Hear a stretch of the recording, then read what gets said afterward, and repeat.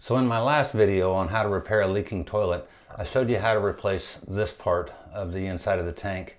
Today I'm going to show you how to replace this part along with the gasket and the parts in between the actual tank and the bowl. So the first thing we need to do is shut the water off.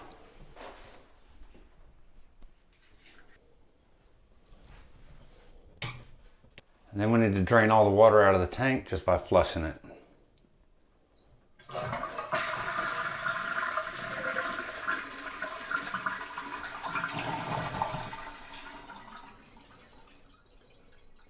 So there's still some residual water down in the bottom of the tank. So what we're going to do is start by disconnecting the water line. And it's always a good idea to put a bucket underneath there to make sure you catch any of the excess water that comes out. It'll make cleanup a lot easier.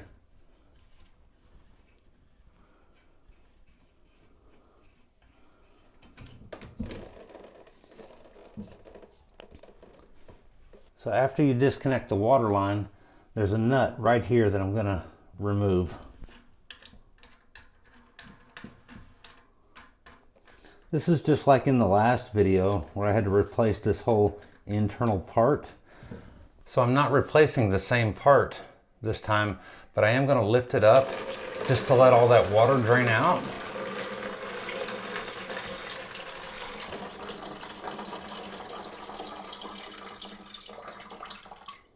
And after the rest of the water is drained out, I can go ahead and put this nut back on because I'm keeping that part of the toilet in place.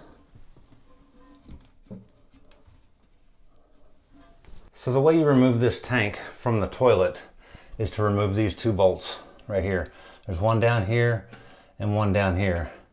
Now since these sit in water 24 hours a day for years on end, they tend to get rusty. It'll rust from the top. You can kind of see the calcium buildup on the top of this one.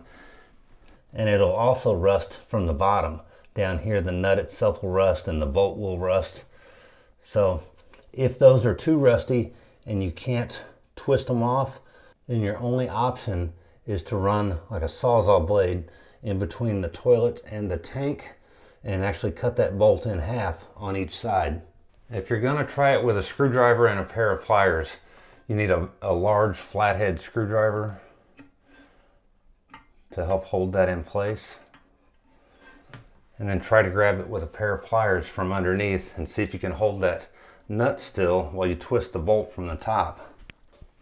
If it's hard to grab a hold of it with the pliers, then you can always get a socket with like a deep well socket and stick on the bottom of that nut, as long as it's not too rusty and the nut will fit down inside the socket. Then that might make it easier.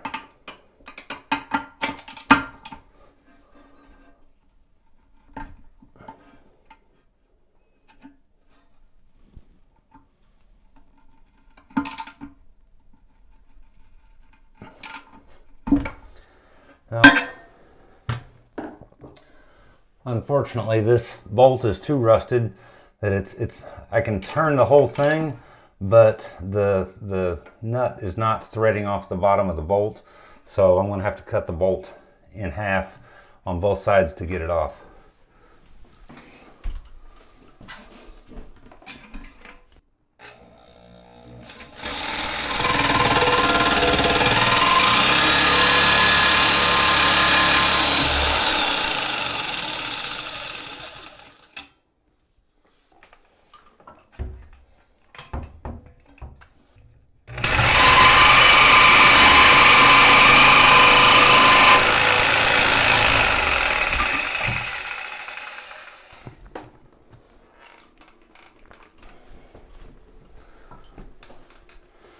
So the trick to cutting the tank bolts off with a Sawzall is to make sure you have a long enough blade to reach around to where you want, to where the bolt is at. Because if you're using too short of a blade and you end up hitting dead onto the bolt or jarring the side of the toilet, you could potentially break the toilet itself because it's just like a ceramic material. So once the bolts have been cut from underneath, then the tank is just going to lift straight up. So here you can see the old gasket that sits between the tank and the toilet bowl. So we're going to take that off and throw that away because our kit came with a new one. This is a good time to wipe up any excess debris that may be on your toilet. Just metal shavings from cutting those bolts, or dirt that's not normally very easy to clean because the tank is there. And on this side you can see a large nut, and this is the bottom part of this overflow valve right here. So this is the part we're replacing.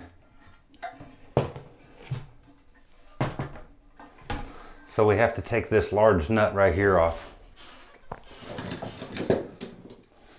And you can do it with a large pair of channel locks. It's not going to be that tight. So it just kind of comes off fairly easy. But also in this kit I bought to replace the internal components,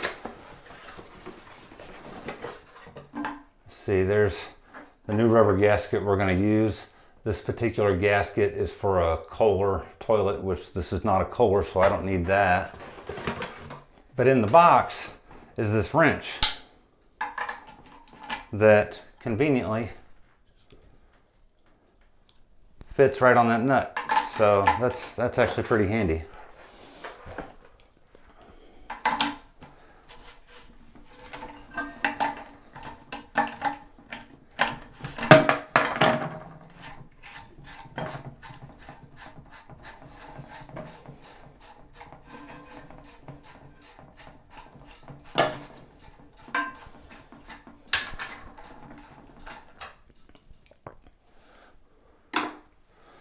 Okay, so the nut is off. Now we can look back down on the inside and just pull this part here out. So this is the flapper that we replaced in the last video. So as long as it still fits on the new part, we can reuse this flapper, or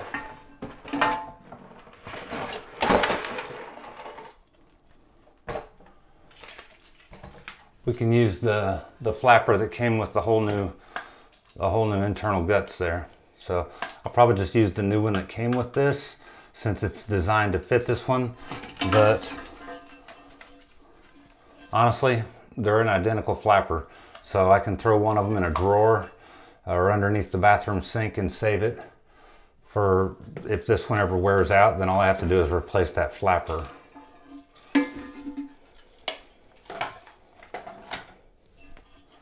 I need to take this chain off, and I'm just going to set this aside.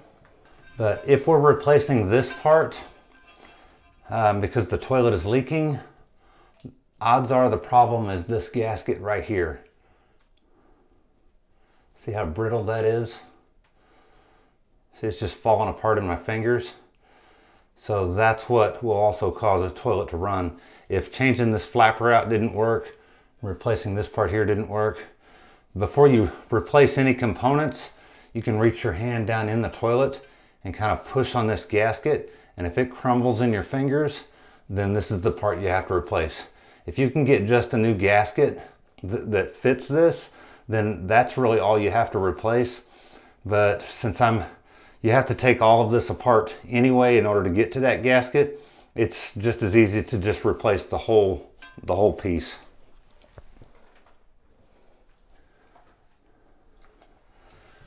So I'm going to be putting this new one in its place, and it has a new gasket on it right there instead of this old crumbly one there.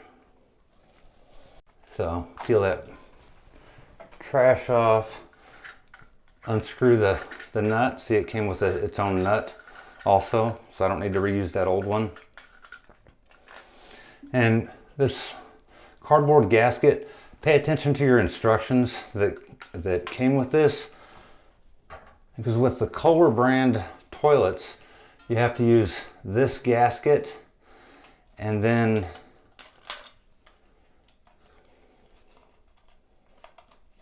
you put this cardboard gasket on there and then tighten the nut up, and that cardboard gasket allows your nut to spin without twisting up that rubber gasket.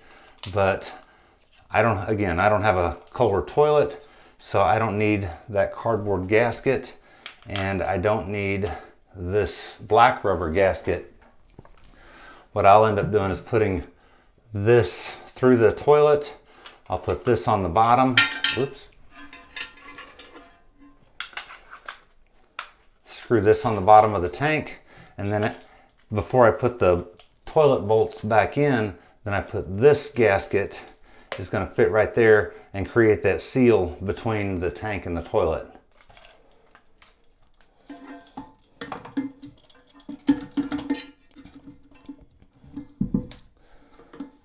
So make sure when you're putting this in, that this part of it is up against the back of the toilet. This spout right here is up against the back of the toilet. You don't want to put it in like that or like that or that. You need that up against the back of the toilet. And this part here, the spout, the overflow spout, is actually adjustable. You can give it a little twist and then raise it up different heights and then twist it back to lock it. So if you had a taller toilet tank, then you could increase your water level that's in there, or if you want to decrease the water level, and twist that and push it down, you could have a real short one if that's what you needed. But a good way to tell what size you need is to look at your flusher handle, because there's actually a hole drilled through the tank there, and you need to be at least an inch below that so that water doesn't overflow up in here and then come out the flusher handle. So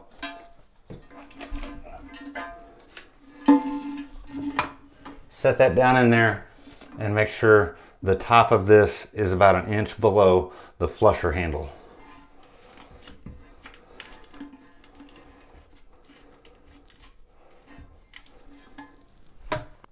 You can eyeball it to get it close. We can adjust it after it's all in. So you can still see my old bolts down in the bottom. So I'm just going to pop those out. There's nothing holding them in since I cut them in half.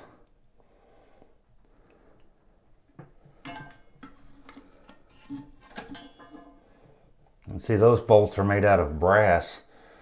So they didn't actually rust. They just got corrosion all over them. But the nut itself is made out of steel, so that's what rusted, which prevented me from being able to turn it. And you see where I tried to cut it, and my blade jumped off the bolt there a little bit, and then I cut it through again. So now I'm just going to put the new nut back on the bottom of the tank.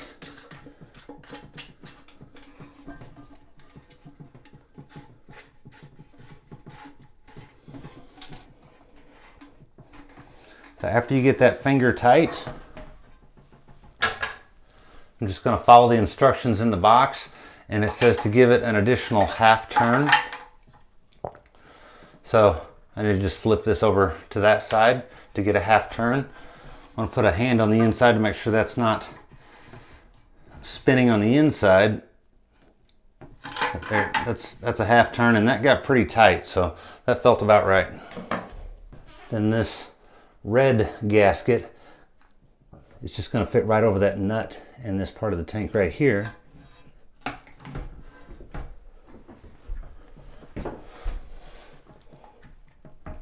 And that's going to create the seal between the tank and the toilet.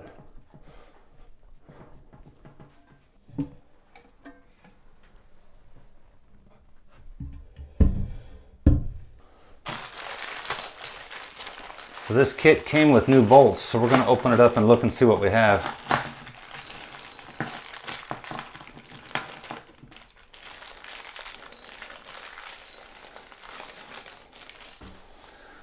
So it came with 3 bolts, because again, if we have the Kohler style toilet, then apparently it takes 3 bolts. So since we only need 2 of the bolts, that's what I'm going to set aside.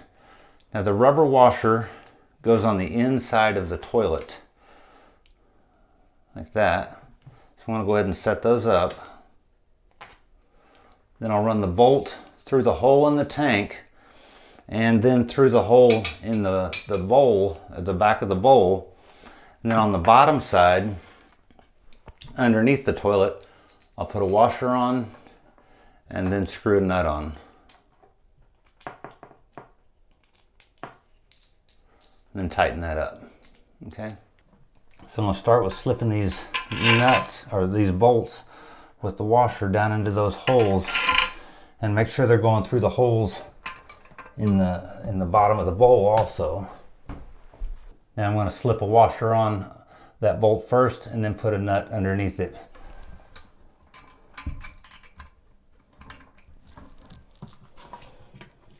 Then I'll do the same thing to the other side.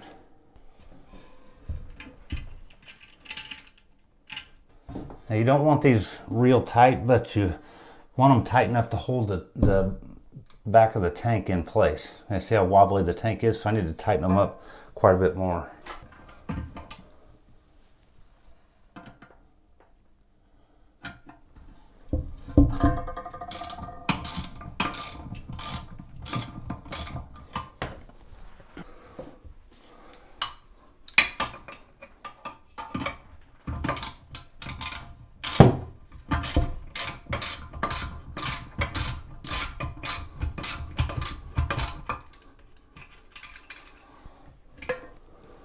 And one thing I want you to be sure and watch for while this is loose is to make sure you're getting it on centered. So you can see the Red River gasket I put on right there. So you want to make sure that that's seated in that hole on the bottom of the bowl. And you also want to watch this gap right through here and make sure it's even, because if you tighten the bolts down crooked, you can get, the tank could be tilted one way or the other, because it does have some play to it, and that rubber washer is going to flex, so you could tighten down one side too tight and have the whole thing tilted. So make sure as you're tightening it, that gasket is seated in the center of that hole, and the space there, the gap, is even, so you're tightening the bolts down evenly.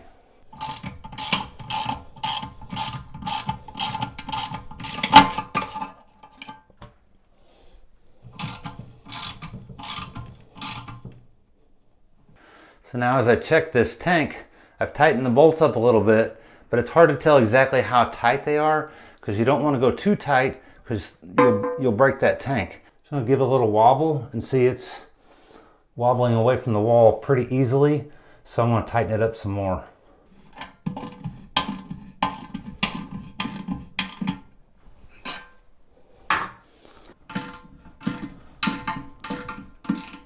Yeah, it's starting to snug up pretty good now. You can look down in there and see, if you put your head down in there, you can see that Red River gasket, and you can see that it's compressing and squishing as I tighten those bolts down, and that's what creates the waterproof seal between the bottom of the tank here and the toilet. So now what I'm looking for as I tighten that up is I don't have too much side to side play or front to back play. There's a little bit of play there, but not a lot. And I want a gap there. I don't want this tank pressing right up against the wall, because then when I put the lid on the tank, it won't fit right. So I want a little bit of a gap there, and I want that gap to be even all the way across. I don't want the tank twisted on there. So that's even, and that's tight enough. So the tank is now mounted. So now I'm going to hook the water line back up.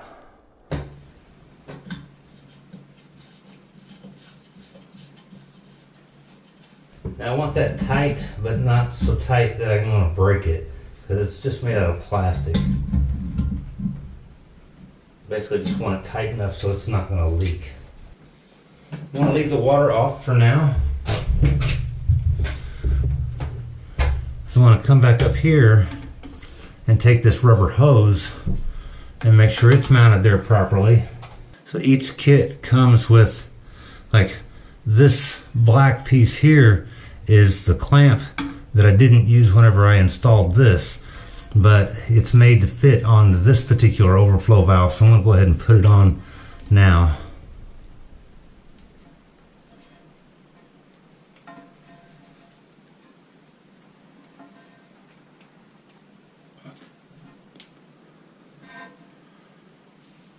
Just got a little hose clamp on there to keep it from coming off. So these jaws spread apart and it's gonna fit right over the back side of that overflow valve there.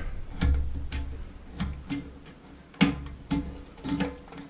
that's just gonna hold it in place right there. So now that this is connected, we can go ahead and turn the water on. Because if I had turned the water on before I connected that, then that rubber hose is just gonna flap and it's gonna spray water all over the place. So I don't need that. So I can go ahead and turn the water back on now.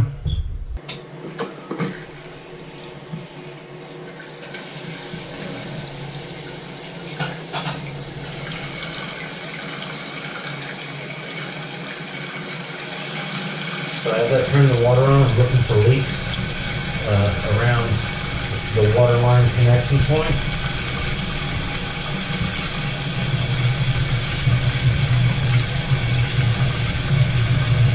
So I don't feel any leaks now, but I'm going to check it again before I'm completely done just to make sure it's not leaking. And don't forget to connect up this little chain here or you won't be able to flush the toilet. So we'll probably have to adjust the length of that.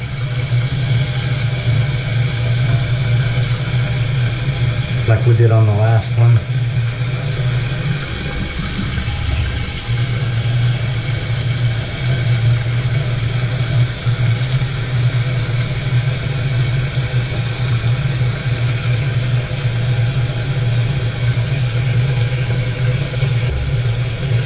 So now at this point, I'm just going to see how high the water rises before it shuts off and see if I need to adjust this overflow valve height any. Okay, so the water level stopped just below the top of this overflow valve, which is fine. Now I'm going to make sure the flusher works just to make sure this chain is the right length.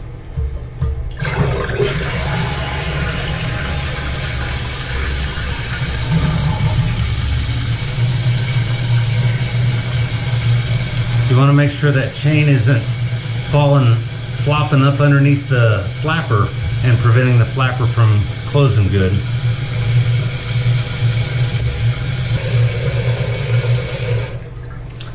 Okay, good. So again, it stopped right below the top of the overflow valve.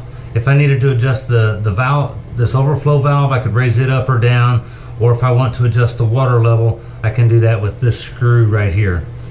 So remember in my first video, I went over how to replace this part.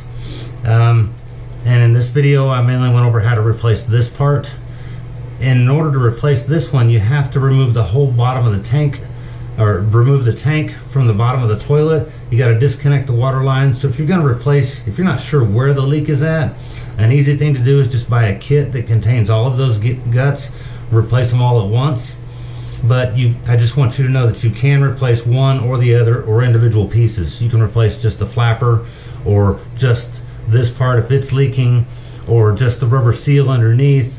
So you can replace individual pieces, but if you're not sure where the leak is at, it's easiest just to replace it all, because half the time you've got to take it completely apart anyway to replace any of it.